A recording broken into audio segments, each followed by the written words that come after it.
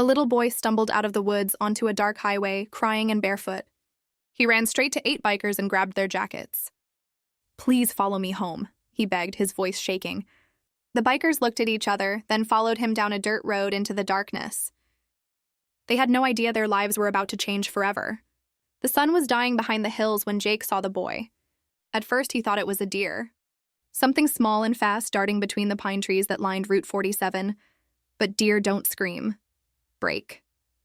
Jake's voice cut through the roar of 8 Harley engines. The Iron Riders came to a thundering halt, their bikes groaning and spitting gravel. Dust swirled around them like smoke. Jake pulled off his helmet, his gray beard catching the last light of day. Behind him, 7 more bikers did the same, their faces confused, annoyed. "What the hell, Jake?" Marcus called out, wiping sweat from his dark forehead. Jake didn't answer. He was already off his bike. The boy stumbled out from the trees. He couldn't have been more than 9 years old. His face was streaked with tears and dirt, his clothes torn at the knees. He was barefoot. His feet were bleeding. "Please," the boy's voice cracked. "Please, you have to help." Jake knelt down, his leather jacket creaking. "Hey, kid, slow down. What's wrong? My mom. She won't wake up." The boy grabbed Jake's vest with both hands, his fingers shaking. "Please follow me home. Please, I don't know what to do." The other bikers exchanged glances. This wasn't in the plan. They just finished a 12-hour charity ride for veterans, raising money for prosthetics and PTSD counseling. Everyone was tired, hungry, ready to hit the bar in town and call a night. But something in the boy's eyes stopped them cold. "Where's home, son?" Jake asked gently. The boy pointed down a dirt path that split off from the main road. It disappeared into thick woods, barely visible in the fading light. "How far? 10 minutes? Maybe less if we run." The boy's voice was desperate, rising. "But I can't carry her. I tried. She's too heavy and Em is too scared to come out and I don't have a phone in." "Okay. Okay."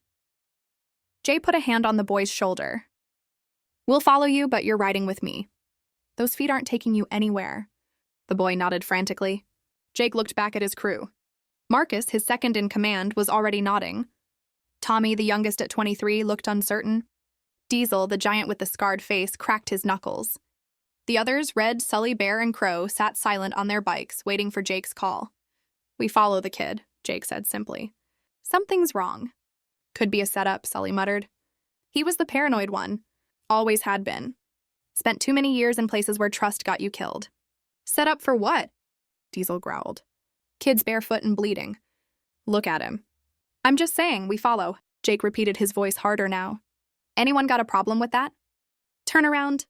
"No one's stopping you." Nobody moved. Jake lifted the boy onto his bike, settling him in front. "What's your name?" "Timmy." "All right, Timmy, hold on tight. You're going to show us where to go." The bikes roared back to life. Timmy pointed and Jake turned down the dirt path. The others followed in single file, their headlights cutting through the growing darkness. The path was rougher than it looked. Tree roots buckled the ground. Branches scraped against leather and chrome. After 5 minutes, Marcus pulled up beside Jake. "This doesn't feel right," Marcus said, his voice barely audible over the engines. Jake knew what he meant. The deeper they went, the more isolated it became. No streetlights, no houses, just trees and darkness pressing in from all sides. Timmy suddenly pointed there. "That's it." Ahead, barely visible through the trees, was a farmhouse. It might have been white once, but now the paint was peeling like dead skin. The porch sagged in the middle. One window was covered with cardboard. The yard was overgrown with weeds taller than Timmy. The bikers killed their engines. The silence was immediate and heavy. Jake helped Timmy down. The boy ran toward the house, then stopped, turning back with panic in his eyes. "Hurry, please!" The Iron Riders moved as one, following Timmy up the broken porch steps. The front door hung crooked on its hinges. It wasn't locked. It wasn't even fully closed. Inside, the smell hit them first. Stale air, unwashed clothes, something sour and sharp that made Tommy gag. The living room was a disaster. Dirty dishes were piled on every surface. Clothes scattered across the floor. And on a sagging brown couch, slumped against the armrest, was a woman. She was thin, too thin. Her skin was pale gray in the dim light. Her hair hung in greasy strands across her face. Her chest rose and fell, but barely. "Mom." Timmy ran to her, shaking her shoulder. "Mom, wake up." I brought help. She didn't respond. Marcus was already kneeling beside her, his fingers on her neck, checking her pulse. He'd been a medic in Afghanistan before the Iron Riders. His hands moved with practiced efficiency, tilting her head back, checking her breathing. She's alive, Marcus said. But her pulse is weak. Really weak. What happened to her? Jake asked Timmy. I don't know. Tears streamed down the boy's face. She was fine this morning. Then she got really tired. She said she was just in a rest, but then she wouldn't wake up. Diesel moved through the house, his heavy boots, thutooing on the warped floorboards. He disappeared down a hallway. Jake Tommy's voice was quiet. He was standing in the doorway to the kitchen, his face pale. You need to see this. Jake walked over. The kitchen was worse than the living room. The sink was full of dishes covered in mold. The trash can overflowed onto the floor. But that wasn't what Tommy was showing him. He was pointing at the cupboards. All of them were open. All of them were empty. Not a single can of food. Not a box of cereal? Nothing. They've got no food. Tommy whispered. Nothing. A crash came from the back of the house. Everyone spun around. It's okay, Diesel called out. Just found the sister. He emerged from the hallway carrying a little girl who couldn't have been older than 6. She was wrapped in a dirty blanket, her eyes wide with terror. She was shaking. She was hiding under the bed. Diesel said softly, his massive arms cradling her like she weighed nothing. Won't talk. Just keep staring. Jake's jaw tightened. He'd seen a lot in his 52 years. Done things he wasn't proud of. Lived through things most people couldn't imagine. But this hit different. Where's your dad, Timmy? Jake asked, keeping his voice calm. Timmy's face crumpled. He left 4 days ago. He said he was going to buy cigarettes. He didn't come back for days. Marcus looked up from the mother. You've been alone for 4 days? Timmy nodded, wiping his nose with his sleeve. Mom kept saying he'd be back. She kept waiting, but then she ran out of her medicine and she got sick and his voice broke. I didn't know what to do. Emma was so hungry. I gave her the last can of soup yesterday. Then there was nothing left. The bikers stood frozen in the ruined house. 8 hardened men suddenly faced with something none of them were prepared for. Jake looked at the unconscious mother, at the terrified little girl in Diesel's arms, at Timmy who'd run into a road and flagged down strangers because he had no one else. Marcus, Jake said quietly, can you help her? Marcus was already reaching for his phone. Then he stopped, looking at the screen. No signal. Of course there isn't, Sully muttered. Jake made a decision. All right, here's what we do. Marcus, you stay with the mother. Keep her stable. Diesel, you and Tommy take my bike and get back to town. Find a doctor who will come out here. Don't take no for an answer. And the rest of us, Red asked. Jake looked at Timmy and Emma, 2 kids who'd been abandoned and forgotten, left to survive on their own in a house with no food and a dying mother. We stay, Jake said. We don't leave them alone. Not tonight. Nobody argued. Whatever they've been expecting when they left on that charity ride this morning, it wasn't this. But here they were, and something told Jake that this night was just the beginning. The first hour crawled by like a wounded animal. Marcus worked on the mother while the others searched the house. What they found made Jake's blood run cold. In the bathroom, Crow discovered a collection of orange pill bottles scattered across the counter. He brought them to Marcus, who read the labels with growing concern. Antidepressants, anxiety medication, pain pills. Marcus shook his head. Some of these are months old. She hasn't been refilling them. Why not? Jake asked. Marcus held up one bottle, showing him the price sticker still attached. $60 without insurance. He gestured at the other bottles. She's probably been choosing between medicine and food.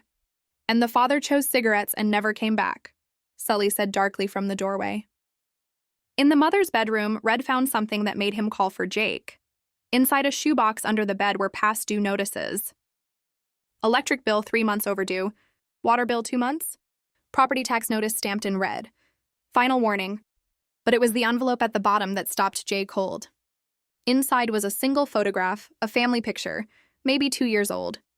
The mother looked healthy then, smiling. The father stood beside her, tall, broad-shouldered with cold eyes, even in a happy photo. Timmy and Emma were tiny, grinning at the camera. On the back, someone had written in shaky handwriting. Before everything fell apart, Jake slipped the photo back and returned to the living room. Timmy sat on the floor beside his mother, holding her hand. Emma had finally allowed herself to be set down, but she stayed pressed against Diesel's leg. clutching his jeans with small fists. "Timmy," Jake said gently, sitting across from him. "I need you to tell me what happened. All of it." The boy's lip trembled. Dad lost his job last year at the factory. He started drinking more. Him and Mom fought all the time. He paused, his voice dropping to a whisper. He hit her sometimes. When he was real mad, Jake's hands clenched into fists. Beside him, Sully's jaw tightened. Mom got sad after that. Timmy continued, real sad. She stopped going places, stopped cooking. Dad said she was weak, that she needed to get over it. Tears rolled down his cheeks. Then 4 days ago, they had the biggest fight ever. He said he was done. Said we were dragging him down. He took his truck and left. "Did he take anything with him?" Marcus asked. Timmy nodded. "The money jar. It had like $300 in it. Mom was saving it for Emma's medicine. She gets sick a lot." As if on cue, Emma coughed. A wet rattling sound that made Marcus's head snap up. "How long has she been coughing like that?" 2 weeks, maybe," Timmy said. "Mom said we'd take her to the doctor when Dad came back with money." Jake stood up and walked to the front porch, needing air. Crow followed him out. They stood in silence, watching the darkness beyond the porch light. Moths circled overhead, throwing strange shadows. "I've got a daughter," Crow said quietly. He rarely spoke about his past. "She's 20 now. I haven't seen her in 8 years. Jake glanced at him.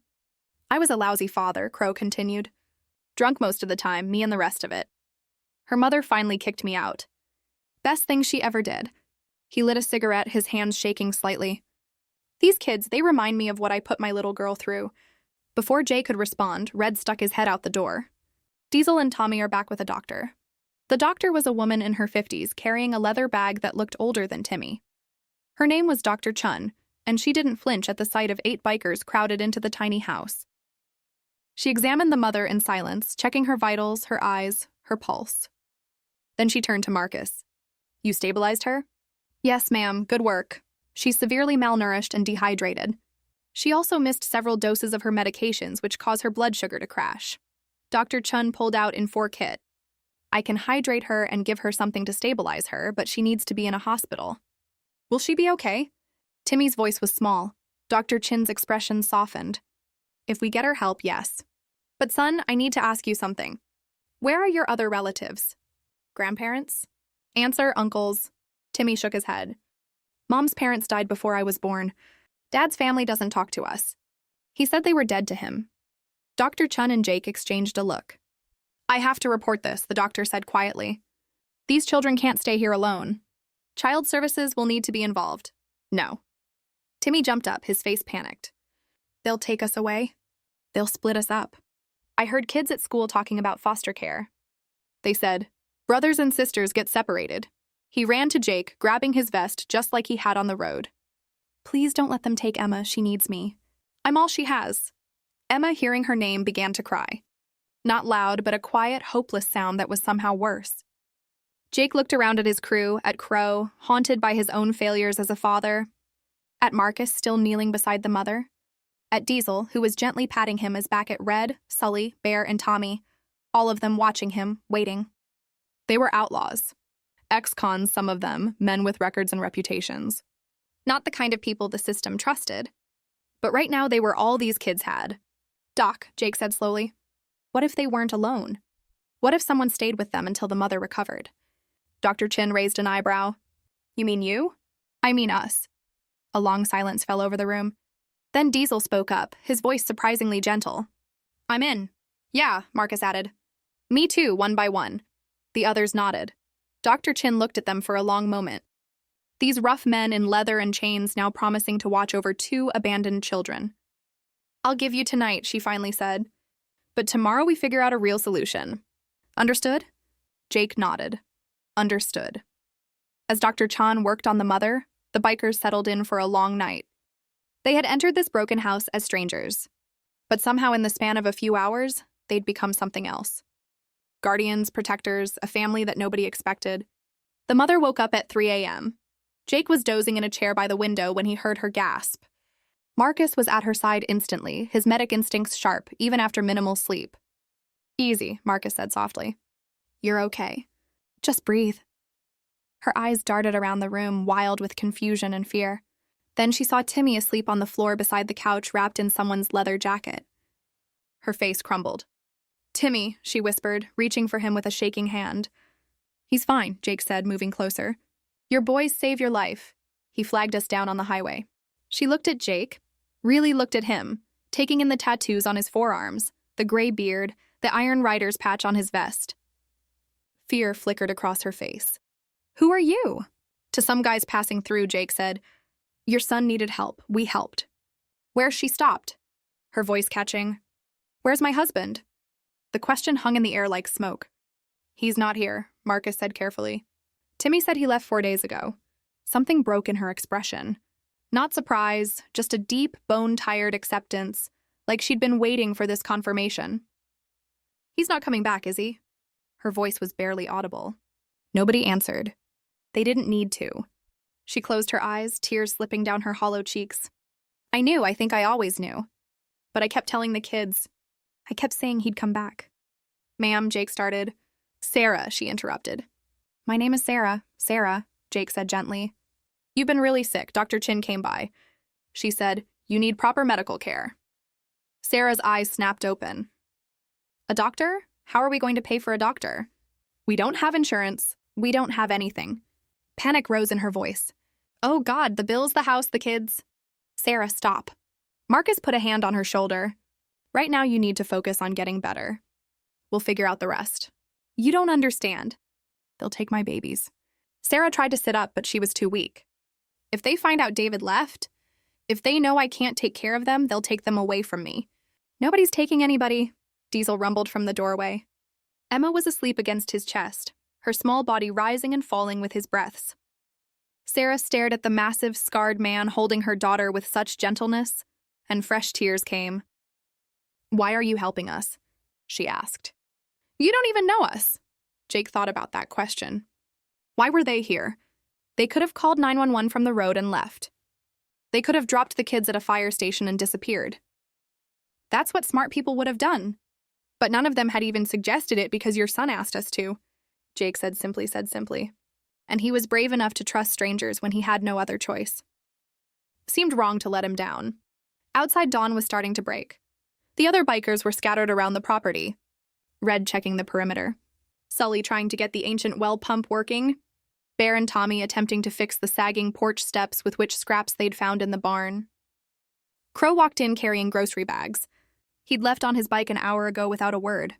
Now he unpacked bread, milk, eggs, peanut butter, apples. "Convenience store 20 miles down the highway," he explained, avoiding everyone's eyes. Figured the kids would need breakfast? Sarah watched him stock the empty cupboards, her lips trembling. "I can't pay you back. I don't have money for groceries." "Didn't ask you to pay," Crow said gruffly. Timmy stirred, woken by the voices. He sat up, saw his mother awake, and scrambled to her side. "Mom, you're okay. Oh, baby." Sarah pulled him close, breathing in the smell of his hair. "I'm so sorry." "I'm so sorry." "It's okay," Timmy said, but his voice was tight with tears he'd been holding back for days. "You're awake now. Everything's going to be okay." Jake stepped out onto the porch, needing air. Marcus followed. They stood watching the sunrise paint the sky in shades of orange and pink. It would have been beautiful if the situation wasn't so ugly. "We got a problem," Marcus said quietly. "I know Dr. Chun is going to report this. She has to. And when Child Services shows up," Marcus trailed off. "We're bikers, Jake, ex-cons, half of us. They're not going to let us anywhere near these kids once the system gets involved." "I know," Jake repeated. "They'll separate them. Timmy and Emma, different foster homes." Probably Marcus's voice was tight. "Sarah will lose custody. She's got no job, no husband, no support system. The state will take them, and that'll be that." Jake's hands gripped the porch railing. "So what do you want me to do, Marcus? We can't kidnap them. We can't hide them. And we sure as hell can't adopt them ourselves." "I'm not saying I have answers," Marcus shot back. "I'm just saying we made those kids a promise last night. And come tomorrow, we're going to break it." The front door creaked open. Timmy stood there, his small frame silhouetted in the doorway. "Are you leaving?" His voice was small, scared. Jake turned. "No, son. We're not leaving. But I heard you talking about tomorrow, about people coming to take us." Damn. The kid had been listening. Timmy walked onto the porch, his bare feet careful on the broken boards. He looked up at Jake with eyes that had seemed too much for 9 years old. "My dad used to make promises," Timmy said quietly. "He promised he'd stop drinking.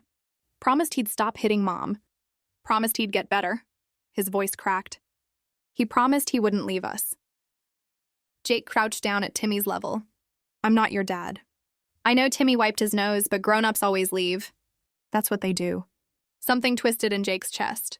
He thought about Crow's daughter, who probably said the same thing about him, about all the promises he'd broken in his own life, about all the people he'd let down.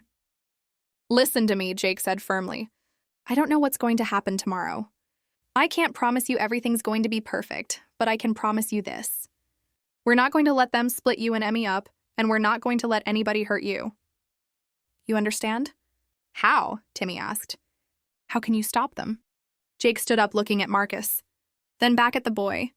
"I don't know yet," he admitted. "But we're going to figure it out." Inside the house, Emma started crying. Sarah's weak voice tried to comfort her. Diesel's deep rumble joined in, and somehow impossibly the little girl's cries turned to giggles. Timmy's eyes widened. Emma's laughing. She hasn't laughed in weeks. Marcus and Jake exchange a glance. Maybe they couldn't fix everything. Maybe the system would win in the end. But right now, in this moment, they'd given these kids something they desperately needed. Hope. And Jake would be damned if he let that die without a fight. By nightfall, the farmhouse looked almost livable. The bikers had worked through the day like men possessed. Sully fixed the water pump, cursing and bleeding knuckles until it finally coughed to life. Red and Bear patched the roof where rain had been leaking into Emma's bedroom. Tommy cleaned out the kitchen until it no longer smelled like death. Sarah watched from the couch, too weak to do much but cry quietly at their kindness. Dr. Chin returned to dust to check on her. The doctor's expression was unreadable as she took in the transformed house, the stocked cupboards, the children eating peanut butter sandwiches at a table that had been scrubbed clean. "I made the call," Dr. Chun said quietly to Jake on the porch. "Child Services will be here tomorrow morning, 9 a.m. Jake's jaw tightened. "And then what?" "They'll assess the situation. Interview Sarah, check the house."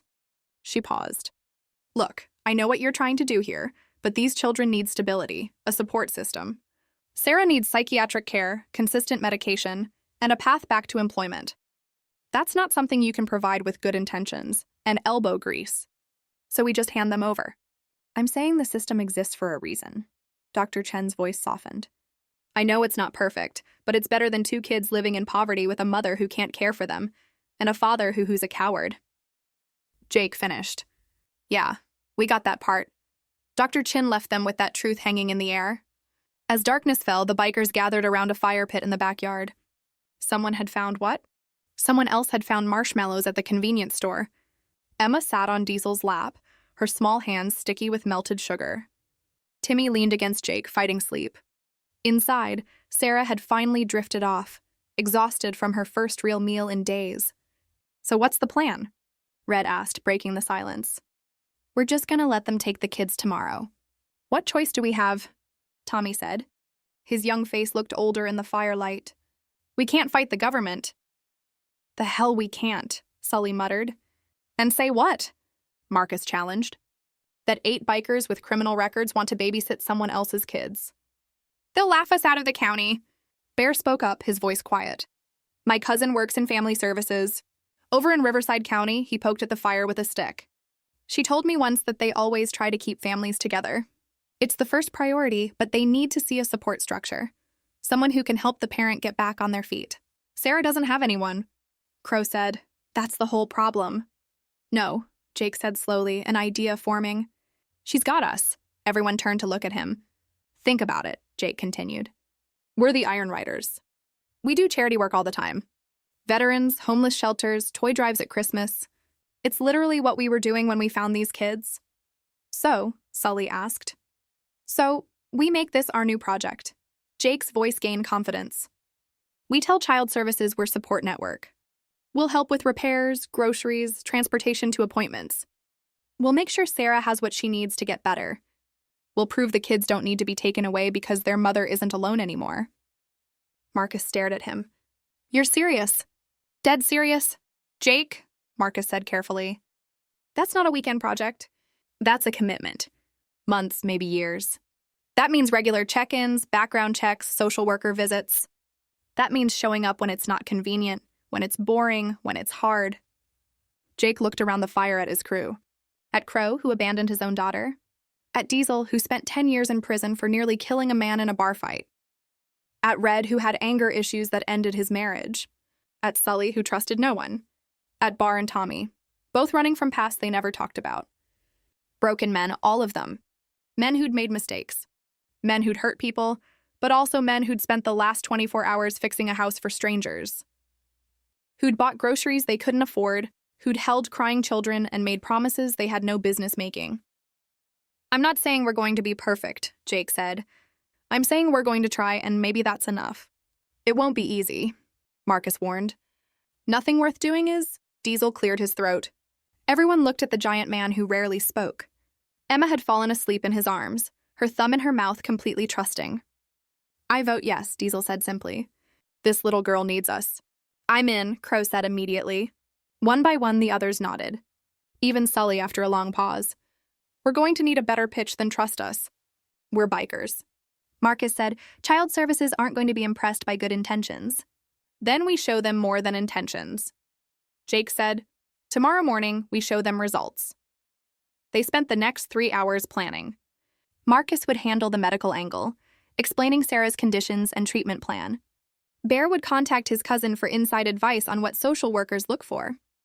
Red would document all the repairs they'd done with photos and receipts. Tommy would research local resources, food banks, counseling services, job training programs.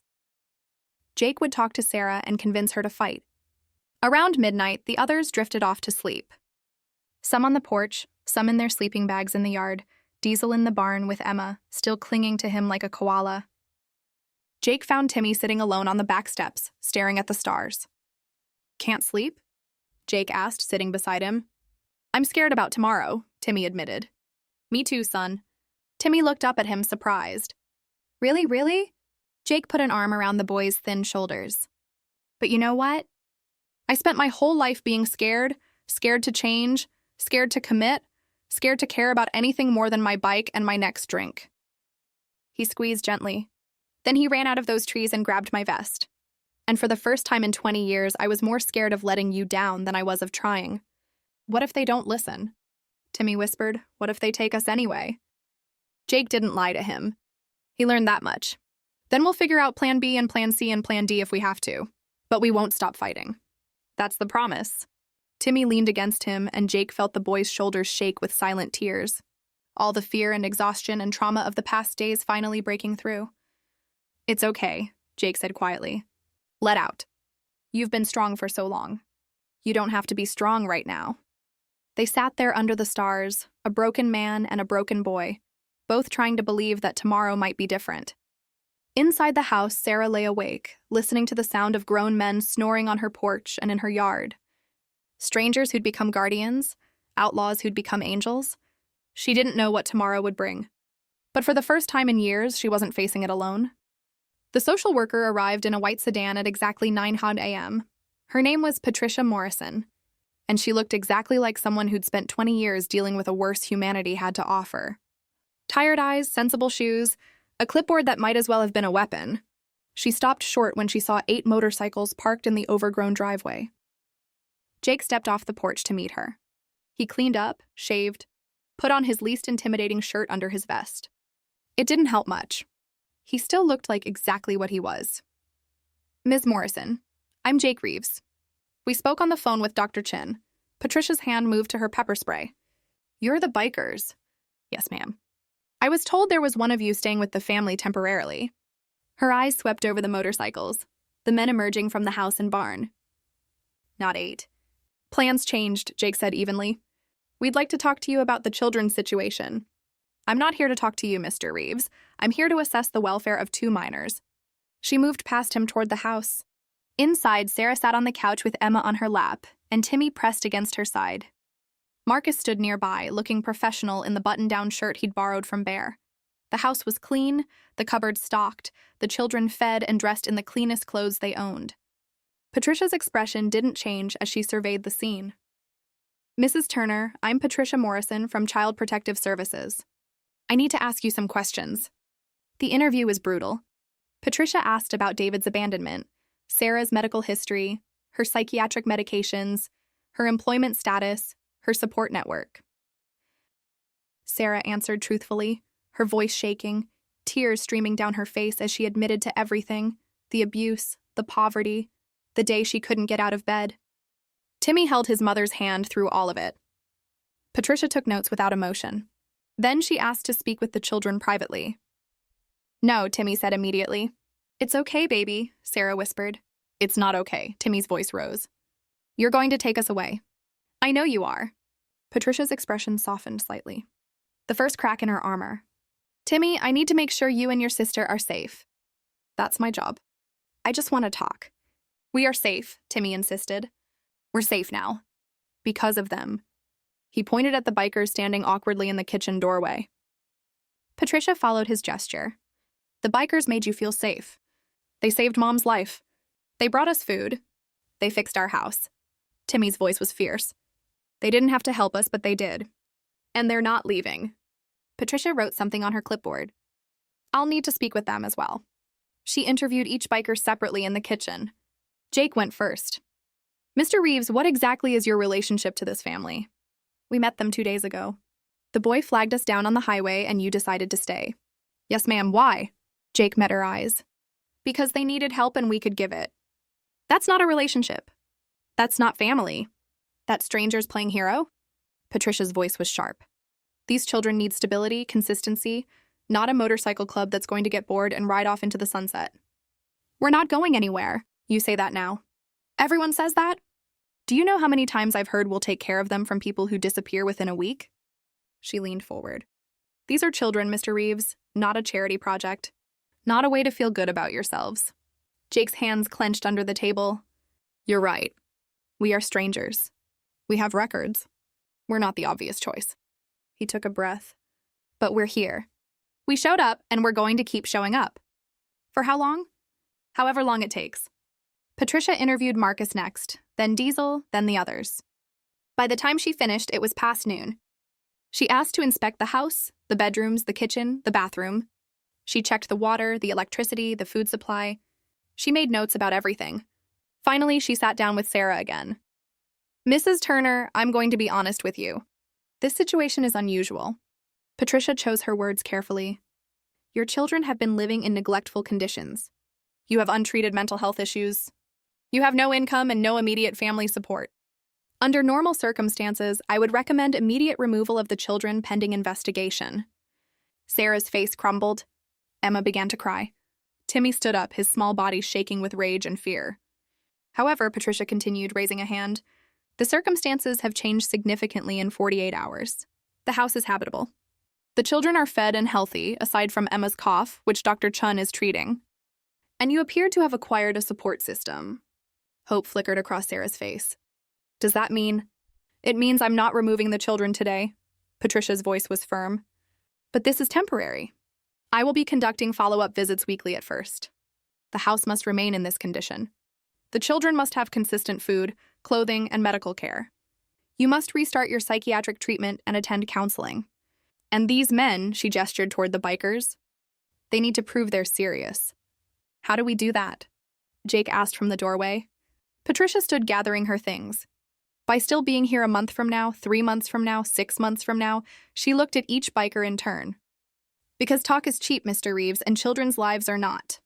She handed Sarah a stack of papers. Resources, food banks, counseling services, job training programs. Use them. Then she walked toward the door. At the threshold, she paused and turned back. I hope you understand what you're taking on, Patricia said quietly. Because if you fail, if any of you disappear, if this house slides back into chaos, I won't hesitate. Those children will be placed in foster care, possibly separated. That's the reality. We understand, Jake said. Patricia nodded once and left. The silence that followed was deafening. Then Emma climbed down from Sarah's lap, walked over to Diesel, and raised her arms. He picked her up, and she wrapped her small arms around his neck. You stayed, she whispered. Her first words since they'd arrived. Diesel's scarred face softened. Yeah, a little bit. We stayed outside. They watched Patricia's car disappear down the road. Well, Sully said, that was terrifying. She's right, though, Marcus added. We can't mess this up. Jake looked at the farmhouse, still shabby, still broken, but standing like the family inside it, like the men surrounding it. Then we won't, he said simply. It wasn't much of a plan, but it was the only one they had. 3 days later, David Turner walked into Bernie's bar on the edge of town. Word spread fast in small communities. By the time the sun set, half the town knew he was back. By the time Jake's phone rang, the whole Iron Riders crew knew too. You sure it's him? Jake asked Red, who'd gotten the call from a bartender who owed him a favor. Tall guy, brown jacket, driving a beat-up Ford with a dent in the passenger door, bragging about a poker win in Nevada. Red's voice was tight with barely controlled rage. It's him. Jake looked at the farmhouse. Through the window, he could see Sarah helping Timmy with homework at the kitchen table. Emma was coloring on the floor, Diesel watching over her like a scarred guardian angel. Where is he now? Still at Bernie's getting drunk on what's probably his kids' grocery money. Jake's jaw clenched. Get the others. But nobody does anything stupid. We just talk. Red repeated flatly. That's what I said. Bernie's bar was the kind of place where fights started and questions weren't asked. Dark wood, darker lighting, and the smell of stale beer and broken dreams. David Turner sat at the bar, laughing too loud, his arm around a woman who wasn't his wife. He was a big man, broad-shouldered, with the kind of face that might have been handsome before bitterness and alcohol carved lines into it. He didn't notice the 6 bikers walk in until Jake sat down next to him. David Turner? Jake's voice was conversational. David turned, his eyes bleary. Who's asking? Someone who's been staying at your house taking care of your kids. Your wife. The smile dropped from David's face. He straightened, some of the drunkenness clearing. What the hell are you talking about? Who are you? The people who found your family 4 days after you abandoned them. Marcus stood on David's other side. Your son was crying on the side of the highway. Your daughter was hiding under a bed. Your wife was unconscious. David's face flushed red. That's none of your damn business. You made it our business when you left them to die. Diesel growled from behind. The bar had gone quiet. Everyone was watching. David stood up, swaying slightly. He was tall, but so was Diesel, and Diesel was sober. I don't know who you think you are, but you need to get out of my face. Sit down, Jake said quietly. Something in his tone made David hesitate. Jake wasn't threatening. He was simply stating fact. David Saturday. Here's what's going to happen. Jake continued. You're going to listen. You're going to listen to what your family went through while you were gambling away their food money in Nevada. You don't know. Your son is 9 years old. He found his mother unconscious. No food in the house? His sister coughing herself sick. He didn't know if his mom was dying. He didn't know where you were. He didn't even know if you were coming back. Jake leaned closer, so he ran into a highway and begged strangers for help because he had no one else. David's face had gone pale. Emma, your daughter. She didn't speak for 2 days. Just stared at nothing. You know what her first words were after we showed up? Marcus's voice was hard. She said, you stay. Because that's what she's learned about adults. They leave. I was going to come back, David said. But his voice was weak. I just needed some space. Some time to think. You stole $300, Red said flatly. Money Sarah was saving for Emma's medicine. You took it and ran. I was going to send money back. I just had bad luck at the tables. Stop.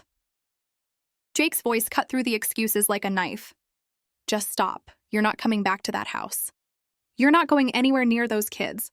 David's eyes narrowed. They're my kids, my wife, my house. You can't stop me from going home. Actually, a voice said from the doorway, they can. Sheriff Cole walked in, his hand resting on his belt near his gun.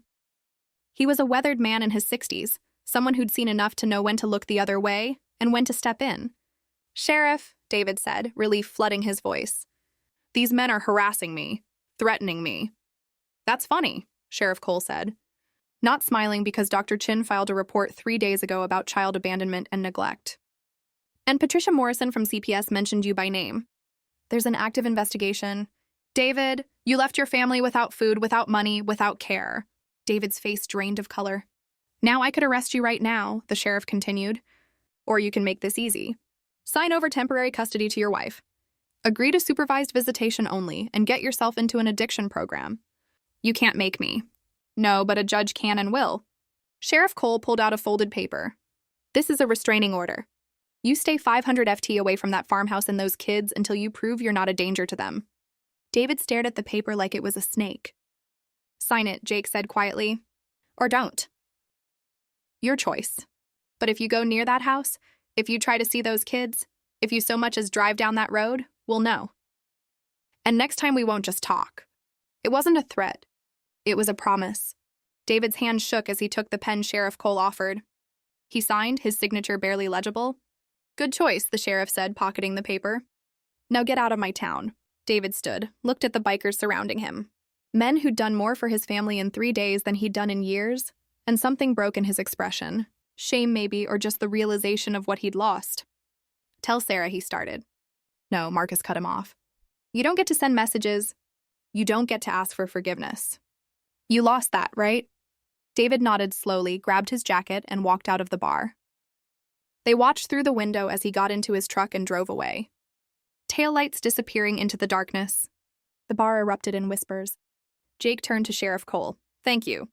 The sheriff shrugged. Dr. Chin's a friend. She told me what you boys have been doing out there. He studied Jake with sharp eyes. I've known you and your crew for years. Caused me headaches more than once. But this, he nodded slowly. This is good work. Keep it up. As I walked out, Crow spoke up. What if he comes back anyway? Restraining order or not, then we deal with it, Jake said simply. But as they rode back to the farmhouse, Jake couldn't shake the image of David Turner's face, broken, ashamed, angry. A man who'd thrown away everything and was only now realizing what it cost. They pulled up at the farmhouse. Inside, the lights were warm. Through the window, they saw Sarah laughing at something Timmy said. Emma was dancing with Sully to music from an old radio. A family healing, growing, living, and they'd made sure the man who tried to destroy it couldn't come back and finish the job. It felt like victory, but something told Jake this wasn't over yet. Patricia Morrison returned exactly 1 week later, clipboard in hand, skepticism still etched on her face. What she found made her pause at the doorway. The farmhouse yard had been transformed. The weeds were cut. The porch was repaired and painted. Solar lights lined the pathway. Tommy's idea paid for with money pulled from the crew. Through the window, she saw Sarah at the kitchen counter actually cooking real food, chicken and vegetables, not in soup. Inside, Patricia conducted her inspection with the same thoroughness as before, but this time the difference was undeniable. Emma's room had been painted pale yellow. There were curtains on the windows hand-sewn by a woman from Crow's AA meeting who wanted to help. Books lined a shelf Diesel had built. The little girl showed Patricia her new stuffed bear with pride. Diesel won it for me at the fair, Emma said, hugging it tight. He threw rings and won on his first try. Did he now? Patricia made a note. In Timmy's room, homework was organized on a desk Red had salvaged and refinished. A calendar on the wall showed check marks for chores completed, stars for good behavior, structure, routine, stability. Patricia interviewed Sarah again. How are you feeling, Mrs. Turner? Better. Sarah's voice was stronger than last week. I started counseling. Dr. Chun connected me with a psychiatrist who adjusts medication costs based on income. I can actually afford it now, she paused. And I've been applying for jobs.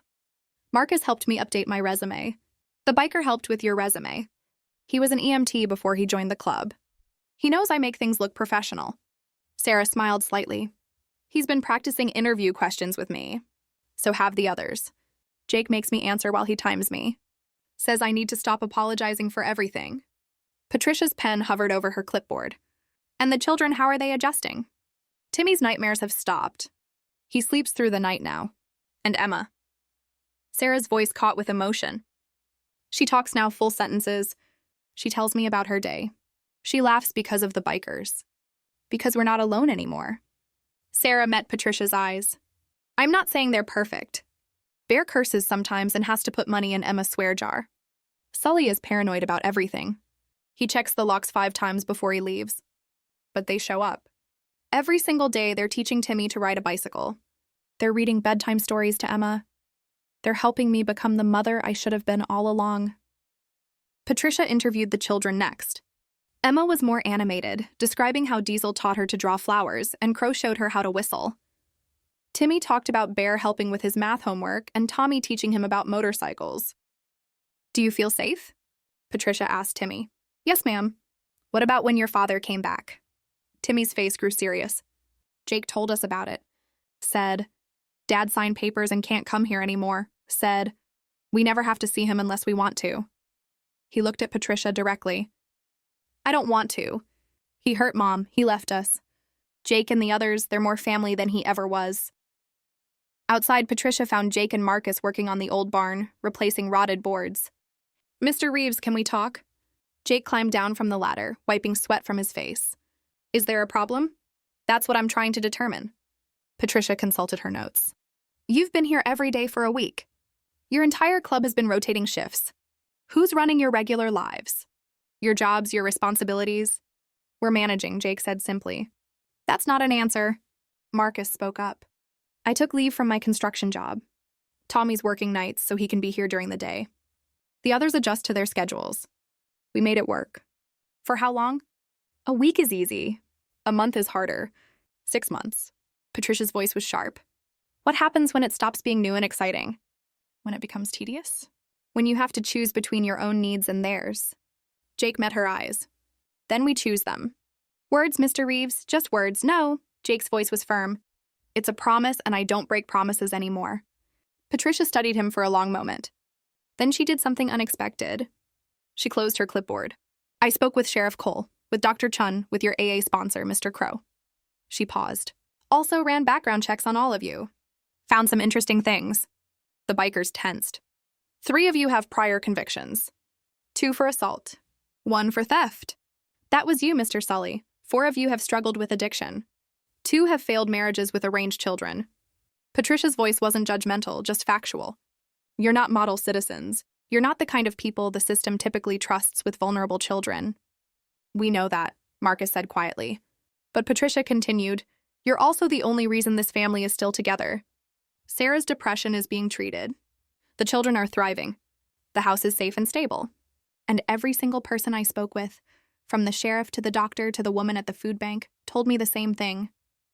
The Iron Rider showed up and changed everything. She opened her briefcase and pulled out papers. This is a formal agreement. The state will allow Sarah to retain custody with ongoing monitoring. You, she gestured at the bikers, will be listed as approved support network. That means background checks for anyone who spends unsupervised time with the children. That means random visits from me. That means if anything goes wrong, you're all held accountable. Jake stared at the papers. You're serious? I'm giving you a chance to prove me wrong about bikers with criminal records. Patricia held out a pen. Don't make me regret it. 1 by 1, each biker signed. Their signatures, some neat, some barely legible, represented a commitment none of them had ever made before. When the last signature was done, Patricia gathered the papers. I'll be back in 2 weeks, then monthly for 6 months. If everything remains stable, we'll reassess. She walked to her car, then turned back. Mr. Reeves, for what it's worth, what you're doing here, it matters more than you probably realize. After she left, the bikers stood in silence. We really just signed up for 6 months of social worker visits, Sully said finally. Yep, Jay confirmed. Random checks, background investigations, the whole system watching everything we do. That's the deal. Sully was quiet for a moment. Then he shrugged. Worth it? Yeah, Diesel rumbled in agreement. It is. That evening, they told Sarah about the agreement. She cried the good kind of tears this time. She hugged each of them. This broken woman and these broken men. All of them healing together. Timmy asked Jake, does this mean you're staying? Really staying? Jake knelt down to his level. Kid, we're not going anywhere! You're stuck with us. Timmy threw his arms around Jake's neck, holding on like he was afraid to let go, and Jake held him back. This boy who'd saved them as much as they'd saved him. Outside, the sun set over the farmhouse. The motorcycles sat in a neat row in the driveway. The lights inside glowed warm against the darkening sky. It wasn't perfect. There would be hard days ahead. Struggles, setbacks, moments when they'd want to quit. But they wouldn't because 8 outlaws had made a promise. And for once in their lives, they were going to keep it. 6 months passed like chapters in a book nobody expected to read. The farmhouse that had once been a monument to abandonment and despair became something else entirely. The paint didn't peel anymore. The porch didn't sag. Flowers grew in boxes that Diesel built and Emma painted. A tire swing hung from the oak tree in the yard. Bear's handiwork tested thoroughly by Timmy before Emma was allowed near it. Sarah got a job at the local library. Part-time at first, then full-time when they saw how reliable she was. She'd gained weight, healthy weight, and her eyes had light in them again. She attended therapy every Wednesday.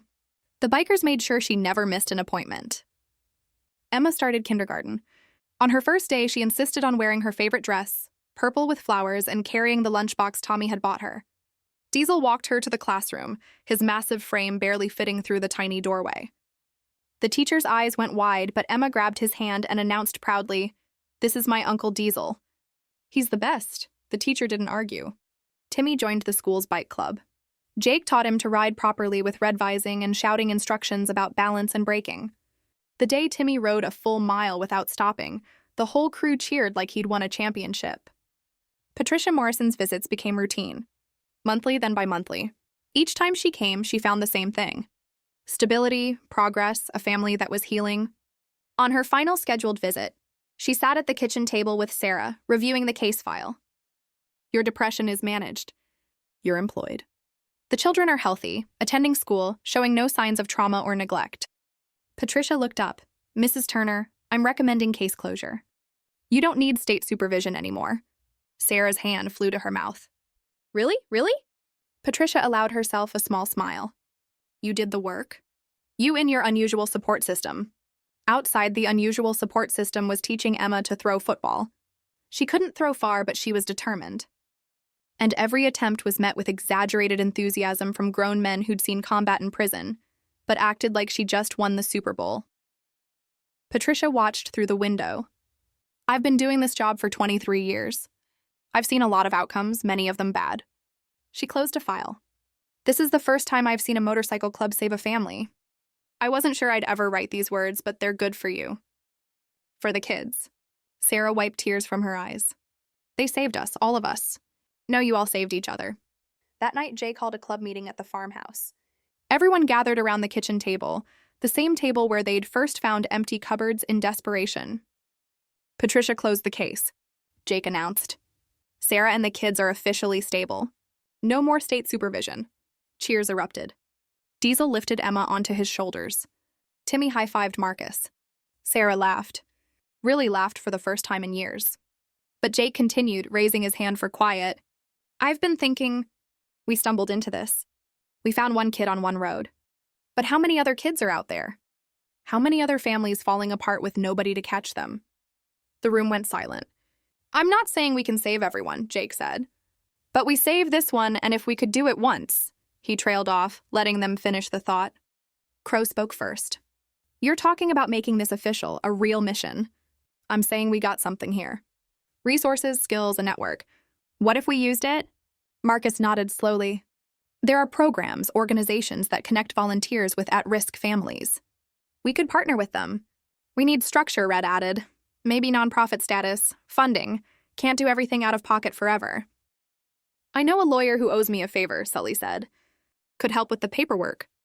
Tommy pulled out his phone. "I'm already designing a logo. Iron Riders writing for forgotten kids." Jake looked at Sarah. "What do you think?" She smiled through tears. "I think you're going to change a lot of lives." 3 months later, the Iron Riders held their largest charity ride yet. Over 200 motorcycles gathered in the town square. The local news was there. Cameras, reporters, people who had once whispered about the scary bikers now lined the streets with signs of support. At the front of the formation, Jake sat on his motorcycle. But he wasn't alone. Timmy sat in front of him wearing a child-sized helmet that Crow had custom painted with flames. The boy's hands gripped the handlebars, his face split in the biggest grin anyone had ever seen. "You ready, kid?" Jake asked. "Ready?" Timmy shouted. Behind them, the other riders revved their engines. A thunderous roar of chrome and horsepower. But this time it wasn't intimidating. It was triumphant. A banner stretched across the lead bikes. Iron Riders riding for forgotten kids. Sarah stood on the sidewalk with Emma, who waved enthusiastically. The little girl was wearing a tiny leather vest, a gift from the club with her name embroidered on it. Emma Turner, honorary Iron Rider. Patricia Morrison stood nearby, clipboard free for once. She caught Jake's eye and gave him a nod of respect. Sheriff Cole directed traffic, wearing a slight smile. Dr. Chun waved from the crowd. Even the town mayor had shown up to give a speech about community and second chances. The ride would take them through 3 counties, ending at a children's hospital where they deliver toys and donations. But more than that, they deliver hope. Proof that sometimes the people society writes off are the ones who show up when it matters most. Jake rev his engine. The sound echoed off the buildings, powerful and alive. He thought about that day 6 months ago. A crying boy stumbling out of the trees. A desperate plea, a choice to follow when it would have been easier to ride away. That choice had changed everything. "All right, Timmy," Jake called over the roar of engines. "Wave to your mom and sister." Timmy waved with both hands, bouncing with excitement. "Now hold on tight," Jake said. "We've got a mission." The convoy rolled forward. 200 motorcycles moving as one, a brotherhood that had found its purpose. Men who'd spent years running from their past, now riding toward their futures. At the back of the formation, Diesel rode with Emma's stuffed bear strapped to his bike. She'd insisted he take it for good luck. Crow rode beside Marcus, both of them sober and steady. Red, Sully, Bear, and Tommy flanked the sides, protective and proud. They weren't perfect. They still made mistakes. Some days were harder than others. But they showed up. They kept their promises. They did the work. Because one little boy had run out of the trees crying, "Please follow me home." And they had followed him into something bigger than any of them could have imagined. Into redemption. Into family. Into a mission that would echo through countless lives yet to be saved. The motorcycles disappeared down the highway, their roar fading into the distance. But the impact they left behind on Sarah, on Emma, on Timmy, on a town that learned not to judge by appearances, on each other, that would last forever. Sometimes the people who save you aren't the ones you expect. Sometimes they're the ones everyone else gave up on. Sometimes they're outlaws on motorcycles who hear a child crying and decide that this time they're not going to ride away. This time they're going to stay. And that makes all the difference.